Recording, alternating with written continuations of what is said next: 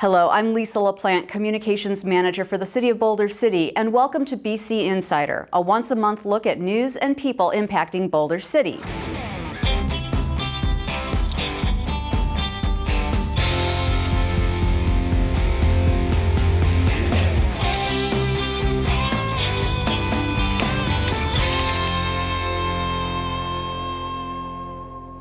It's estimated that 1 in 4 Americans live with a disability. Government offices, schools, and businesses need to recognize and accommodate those with disabilities. It's the law.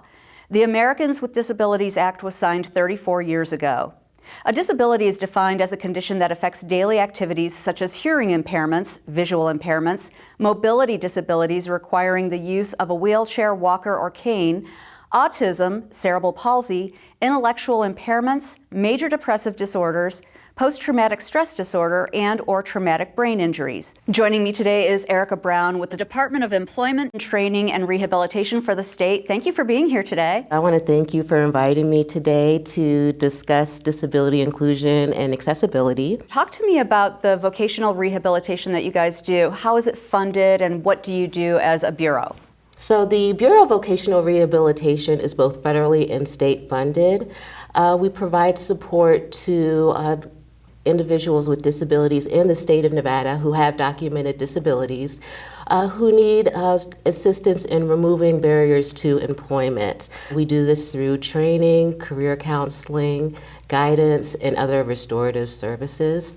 We also reach out to our business community and conduct outreach and really encourage employers to hire people with disabilities by educating them regarding hiring, retaining, and promoting individuals with disabilities in their business. I have to imagine there's a lot of misconceptions about hiring people with disabilities. What do you do to overcome that? Well, when I do speak with employers, there is sometimes a reluctance to hire people with disabilities due to unknown factors such as the expense of accommodations and safety concerns. Unconscious bias about disabilities can sometimes impact how the first impression goes with an employer and an applicant. My role as a business account manager is to address those misconceptions and encourage employers to look at an individual as a whole person beyond their disability and look at their skills, the education and experience they can bring to their company, as well as also evaluating how the individual's perspective can be a really important aspect and can be great for bringing in other communities to their business. The Bureau of Vocational Rehabilitation also assists with paying for accommodations for individuals who are active participants of the program, and all of this is done at no cost to the employer. Wow, okay. So what is an undue hardship, and how does that impact a reasonable accommodation? Well, an undue hardship is an accommodation that can cause great financial expense or burden to a business, specifically smaller businesses, and or create disruption to the regular daily business operations. Now, employers do have recourse where they can go ahead and offer a more affordable accommodation as long as it has the same benefit to the individual, either as an applicant or as an employee. What can we as a city do to really help those who have special accommodations and make sure that we're meeting their needs? That's a great question. So it's a partnership, right? So the first thing is that open communication. City employees have a lot of different resources available in the community that are nonprofits and no cost. And these are resources, these organizations provide goods and services for individuals with disabilities to help them fully engage in the employment opportunities that are available in our community. So of course, one of those organizations and resources is the Bureau of Vocational Rehabilitation, State of Nevada. So what we can do if the individual is not currently an active participant, they can actually visit our website. We have an awesome website that we've been working on. It was launched a couple years ago. And it's vrnevada.nv.gov, and they can complete an application. And also our VR process is infographic is located on our website to give them an idea of what to expect in our services and the time that it takes to become eligible. It's got to be very rewarding when you can help somebody who wants to work find a job. It is. That's what we do, right, as public servants. We're here to identify the needs of the citizens in our community and see how we can remove barriers and offer opportunities. We as a city here in Boulder City have a lot of older buildings before ADA existed, long before ADA existed.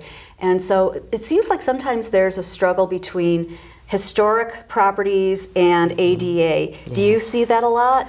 I do, and I think it's just maybe a lack of communication once again and knowledge, and for businesses and folks who are in charge of these historical sites knowing where to go and what ideas, who to bounce those ideas off of and how to start the process.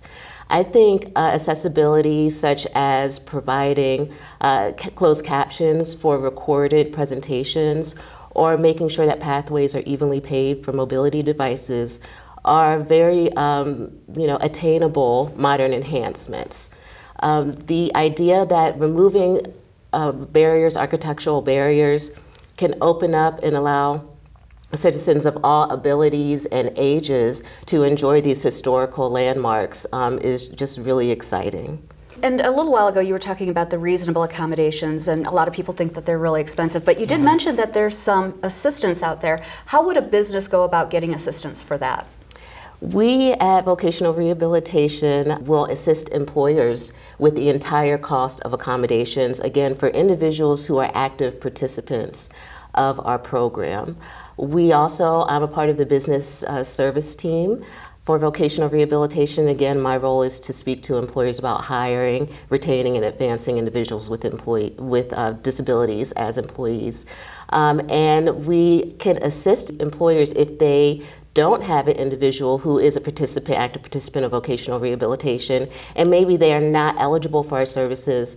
There are federal tax credits available that we can speak to the employer about, such as the Disabled Access Credit, which will reimburse up to 50% of the out-of-pocket expenditures that a small business would incur for financing different type of accommodations, not just for employees, but also their customers.